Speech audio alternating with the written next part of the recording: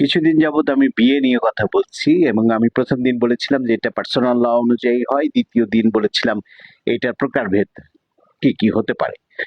আজকে এই বিয়ে নিয়ে যখন বলছি তখন অনেকেই প্রশ্ন করেছেন যে আমাদের দেশে লাভ ম্যারেজ বলে একটা কথা আছে, তো এটার আইনগত ভিত্তিটা কি হতে পারে। তো অ্যাকচুয়ালি লাভ ম্যারেজের কোনো আইনগত ভিত্তি নেই, বা লাভ ম্যারেজ বলে আইনের বইয়ে কোথাও কিছু লিখা নেই। ম্যারেজ আছে, লাভ ম্যারেজ বলে কিছু নাই, বা ভালোবাসার পরিণতিতে যে বিয়ে, আমরা সাধারণত সেটাকে বলি লাভ ম্যারেজ। অথবা আরেকটা বিষয় আছে যেটা হলো কোর্টে গিয়ে কিছু মানুষ অ্যাফিডেভিট করে বিয়ে করে, যেটাকে অনেকে লাভ ম্যারেজ বলেন, যে কোর্টে গিয়ে এভাবে অ্যাফিডেভিট করে।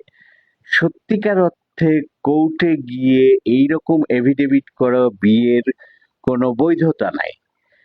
মুসলিম বিয়ে হলে মুসলিম পার্সোনাল ল অনুযায়ী তাকে রেজিস্ট্রেশন করতে হবে, এবং 1961 সালে যে আইন আছে সেখানে এই কাজী ডেকে যদি রেজিস্ট্রেশন না করা হয়, শুধুমাত্র এফিডেভিট করা হয়, সেটার কোনো বৈবাহিক ভিত্তি নেই।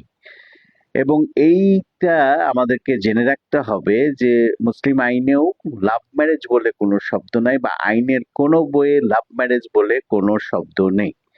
মুসলিম আইনে এফিডেভিটের কোনো করে বিয়ে করার কোনো জায়গা নেই, এবং এটার কোনো আইনগত বৈধতা নেই, এবং এইটা আইনগত ভিত্তি রচনা করে না। সেই ক্ষেত্রে যে কোনো মুসলিম যদি সঠিকভাবে বিয়ে করতে চান, ওনাকে অবশ্যই কাজীর কাছে গিয়ে রেজিস্ট্রেশন করে 61 সালের আইন অনুযায়ী বিয়ে করতে হবে।